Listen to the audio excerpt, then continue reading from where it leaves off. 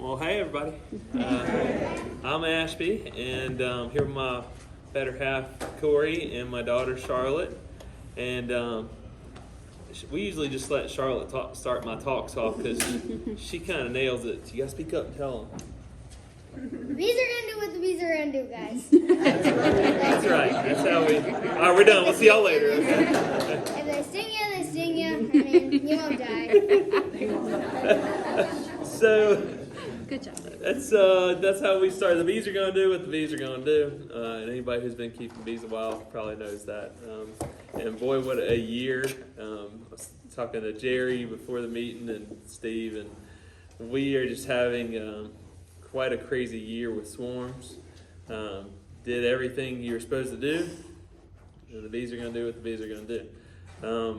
So with that in mind, we're into June 1st now. And let me kind of figure out my audience real quick. So who in here has 10 or more hives? Okay, how about 20? Okay, and how about 20 hives? Okay, and who has, say, less than 5? Okay, so y'all got a great mixed crowd. So we're Ashby Farms. We're down in Burlington. We currently have about 300 production hives for honey. We've got somewhere around 250 nukes at the moment. You just lose count. We'll figure it up in August. And so I try not to be all over the place. So we're gonna try and stay on topic with mite treatments, and then doing splits, and using queen castles to do splits. So as far as mite treatments go, is anybody here a no mite treatment beekeeper? Okay, that's a divisive topic in beekeeping. And but I didn't treat. I got different now. Yeah. We all, I think everybody has the best intentions, but mite treatments are obviously a big deal. And there's a number of ways you can do it. I'll tell you what we do. On my horizon is August 1st, putting in Apivar strips. Apivar's active ingredient is amitraz, and it's the old standby. It's the only thing that seems to work for about 16 years. There's a lot of rumors that amitraz is losing its efficacy, how well it works. I haven't seen that myself in our operation, and I don't want to spread that rumor. If you want to be your own biologist, there are easy ways to test, but the goal there is you're going to put amitraz, Apivar strips in August 1st. You're going to pull them out sometime around September 20th. It's about 50 days. They say 42 to 56 days, I think. But the whole goal is to knock down the mite load, because the beekeeping year starts August 1st. So all your plans for next season depend on what you do beginning of August. If you're new or nobody's told you that yet, I hope that gives you just an idea of kind of where to start. But basically, your whole goal is that when you pull those mite strips out September 20th, the real punch of Apivar is going to occur in August. We want to get just the mite loads at least down and kind of under control. You can do mite washes with sugar or alcohol. I don't personally do any mite washes because I don't have time. I still have a day job. So we put in Apivar August 1st. We pull it out on September 20th. The last day I want to be in my bees is October 20th. So everything has to occur in that 1 month time span. So hopefully we've got goldenrod coming in during that time, and we feed a lot of sugar, and we're just we're making sure the weight of the hives are good.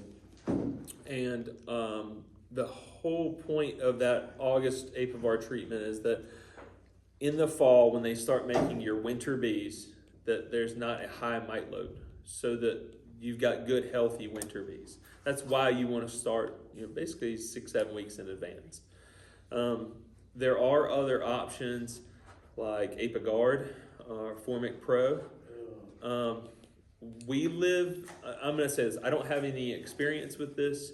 On YouTube, a friend of mine is Bruce Jenny. He's out of Dothan, Alabama, and the rep came down to visit him, and he did a great video. It's a 2-part series, I think. But basically, they'll tell you what the conditions are and how much to use and what's appropriate on what size colony. My understanding is our temperature isn't quite right until September here to use it. And by then, your mite loads are just peaking out mid-August. So it's almost a month too late. So that's why I like Amitraz. And what was that? I'm it- sorry, yeah, what was it- too late, the what? Formic Pro, formic Formic Pro, acid, yeah. okay. So Apic Guard. Again, I only use. I don't want to speak on things that I don't have firsthand knowledge on. But I talk to a lot of commercial guys, and we bounce ideas off each other. And I've never been afraid to pick somebody else's brain and or use their advice. So take my advice with a grain of salt. But the problem with Formic Pro is if the dosage is too high, it causes the queen to stop laying for about 2 or 3 weeks, and in some cases your bees will abscond. So that's, again, I can't afford to take that loss, so we just don't use it. So the big question with mites, what are we to do? Because for 30 years, since mites showed up, nobody has been able to breed a better bee. So this is the first meeting where I've spoken since. There's a company out of Greensboro called Optera, and they have a new test. It's called UBO, that's unhealthy brood odor. And the long and short is you spray what is essentially a perfume onto a certain stage of capped brood, and there's a control with a little circle, and you put that frame back into the hive, and you come back 2 hours later on the dot. When you pull it out, you can see how much of that brood they have uncapped. And basically what we're doing is we're saying to the hive, hey, this hive has Varroa inside these larvae under the cappings, and are you a Varroa sensitive hive or not? Our only alternative is to do what's called a Harbo test, a Harbo assay, and I won't dive into that tonight. There's a lot of YouTube videos on it, but Harbo assay is very time intensive, and so we're excited. We were one of a handful of commercial outfits in North America to trial this on a larger scale this year, and we had really promising results. We tested 23 hives, and 7 of those 23, 60% is the number you're looking for. We had 7 test between 68 and 91%. So we have very hygienic bees, and I'm excited that I was just excited to get that baseline to go, hey, at least we're not starting at zeros. So we're going to try for the next 5 years, where we started a breeding program this year, and it's our goal to breed a better bee. I will tell you I will likely fail. Reason why is for 30 years, everybody else has. I mean, this is $1 billion industry every year. And for 30 years, no matter how many dollar signs you throw at it, everyone has failed. But this is the new quick way to test, to select our breeders. And the goal is to control both the drone stock and the queen breeders. And so in 5 years, I would like to be able to go to any of my hives and test and see that we're going to make at least 60% the cutoff. So that's my goal. But I don't want to tell people I'm probably going to fail. But I'm not a biologist. I'm a mechanic by trade. My money's where my mouth is, but that's our only alternative. So for right now, I treat for mites. I'm not telling you to go treatmentless. We're still using Apivar, whether or not the efficacy is good. And then come winter time, we're looking for a cold snap, about 3 weeks. And the first night above 42 degrees, I am up all night and we treat bees. The reason 42 degrees is important is the cluster breaks at 42 degrees. So the first warm night right after a cold spell. And if you don't know, during that cold spell, our queen quits laying. In Rockingham County, Alliance County, that window of opportunity is usually only about 40 days. It's somewhere in that 40-day time period, which is December to January, that's your chance. Last year, we treated December 4th, and then it got warm through December, and then we treated January 26th, so almost 2 months apart on our oxalic acid treatments. Both times, we got 2 opportunities where the queen quit laying. But then this past winter, we had that cold snap right around Christmas. It got down to 5 degrees. Everybody's water bowls outside were froze up. So right after that, that was our opportunity this winter. So you really have to just watch the weather. I like doing it at night. And the reason being all the bees are home and they're broodless. So every mite is exposed, and oxalic acid is a real effective ticket. I don't know, do y'all have a club vaporizer?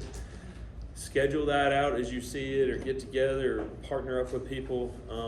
That's your one real chance in the year to just give 0 mites. Now, of course, nothing's going to be 0 or 100%, but you want to come in about 10 days later, give them a second treatment right after that first treatment. And it's, managing mites is the name of the game. For us, if we do the Apivar in August and the oxalic acid, we're doing pretty good. We took a 15% loss over winter. That's acceptable to me. At least that wasn't like a 40 or 50% loss, which in some years some people have dealt with. So hopefully myself and 100 other bee breeders will breed us a better bee, and we can start kind of making the curve in the next 5-10 years on this whole mite problem. And ultimately it's my goal that the bees will manage the mites themselves rather than humans having to. Apivar is costly, plus the labor. Oxalic acid is the labor of me being up all night. If you got 4 or 5 hives, it's one thing. We're going into winter with 500-600 this year. That's a couple nights. You can only treat them so fast. So, I value my time. My little girl's growing up fast, as they do. So that's kind of a touch on mites. Just keep that August 1st date in mind coming up.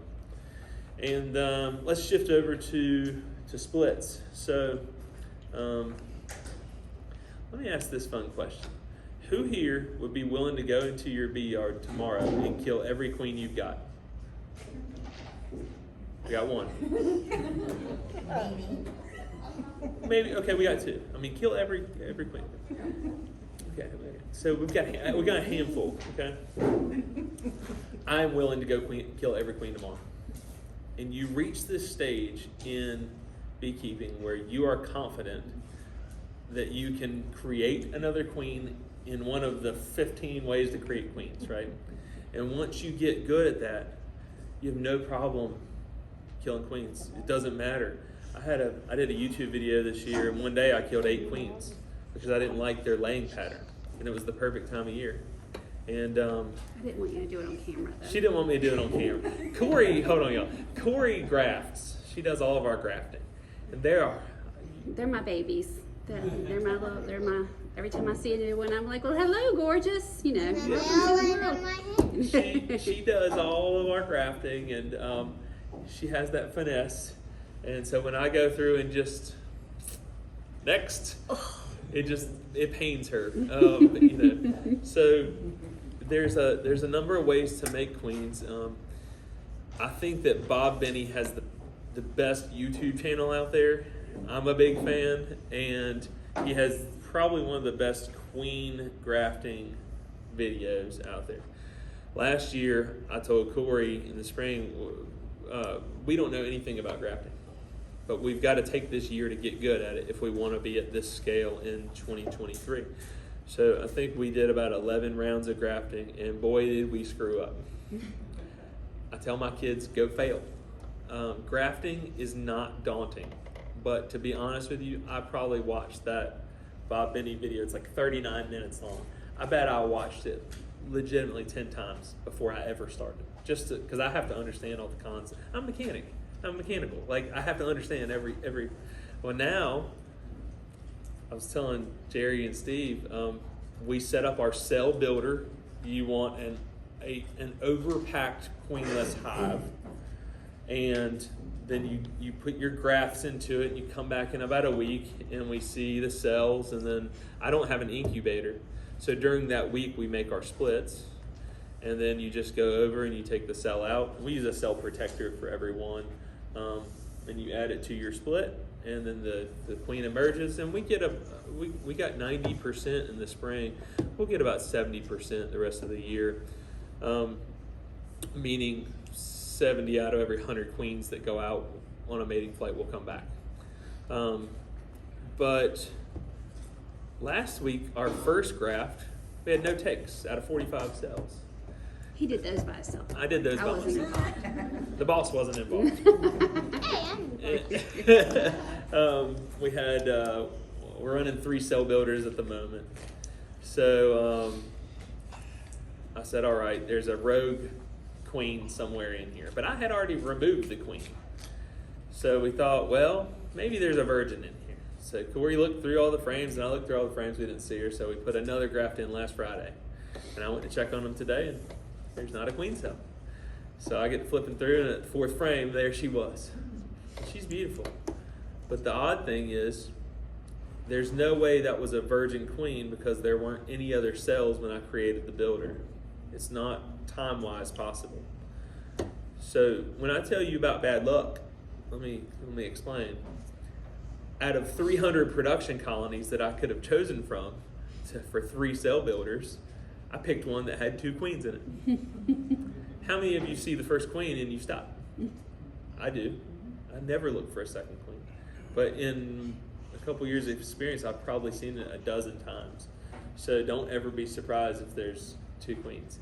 I learned a hard lesson. What did that really set me back? It set me back 90 queens, because that's 45 cells times 2 weeks. So that's 90 hives for next year that I missed out on. That's real money when you're running a business. So that's a significant setback on my screw up. So what I really learned is we should have had a 4th builder. I'd rather have too many cells than we can scrap cells. But as far as splits go, so 2 weeks ago, I like to make 1 and 2 frame splits. I love early spring, especially after April 1st, making real weak splits when a flow is on. It's just a numbers game. And so the lesson we learned, last Monday we split about 160 nukes. They're pretty strong. And all we did, I'm going to just give an example. I brought some equipment here.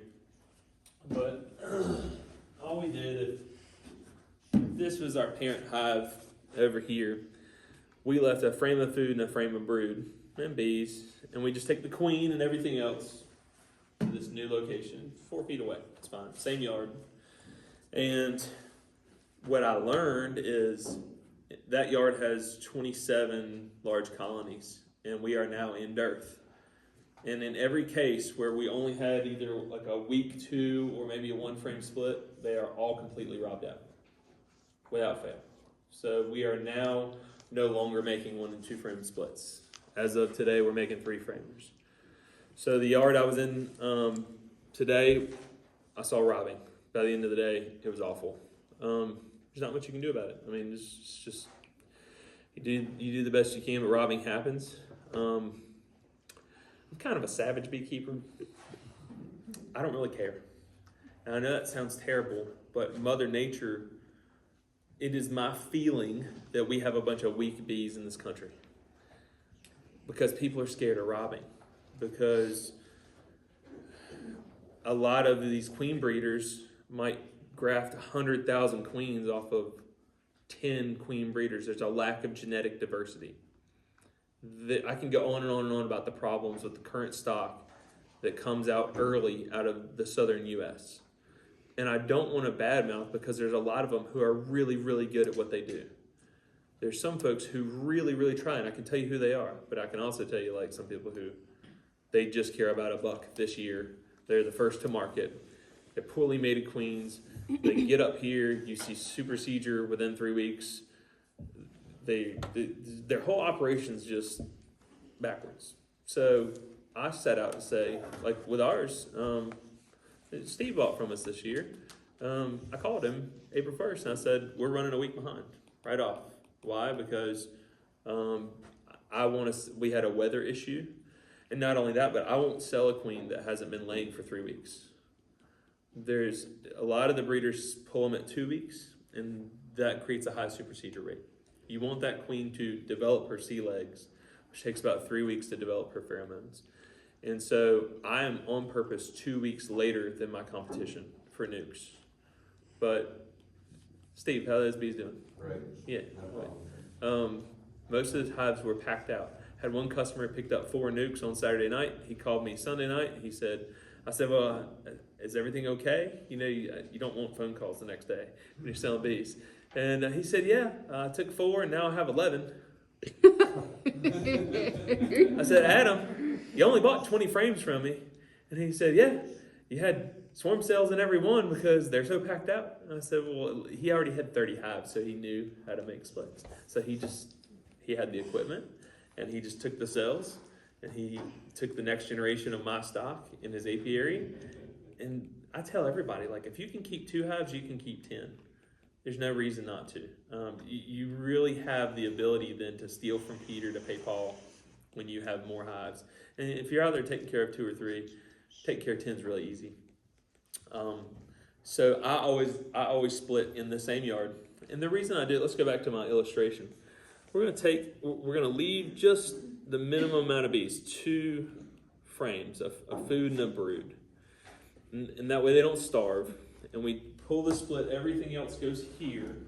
And all the foragers by the end of the day go back home. And now this is a robust hive. And usually if we pull enough brood over here, within a week it hashes out. Like you want a late stage cat brood. And now we've got 2 populated hives. And so one way, if you don't feel comfortable grafting, I don't know if you've ever watched the Fat Bee Man on YouTube. He was really popular 10 years ago, and his videos are still up. And he's like, this is how I got started. It's like the laziest way to beekeep in the world, and I love it. Okay, like it's real easy. And it's like this. You got your parent hive, you find your queen, maybe like 2 frames of brood, and you stick the queen over here in a nuke, and all the foragers come back home, come back in them in a week, 7 days. And now the bees got to pick which larvae were at the right stage, and especially if you do it during the nectar flow, they make these really good quality cells. And we run everything on plastic, but if you run foundationless or with foundation whatever, and originally I was told, oh, you need an X-Acto knife, and now I have like the dullest pocket knife ever. You know, this is my multi-tool at work where, you know, metal is just dull, but it works. And you don't have to cut near the cell. If you're cutting out, like cut a chunk of comb out or around it, and now you've got cells. And most times doing this method, you'll have 7 to 20 cells that are viable. And now you just make your splits. And Jerry touched on one thing earlier. When you decide, I want to expand my apiary, it comes at a cost. And Jerry, what was that cost? Honey. Bees do 2 things. They either make honey or they make more bees, but they rarely do both. So you have to decide. So last year, we had very little honey. That was our big expansion year to get our numbers. And now this year, we've got a big honey year because of it. So when you start that August 1st plan, if you're at, say, 5 hives and you want to go to 15 next year, well, then you have a lot of building to do over winter.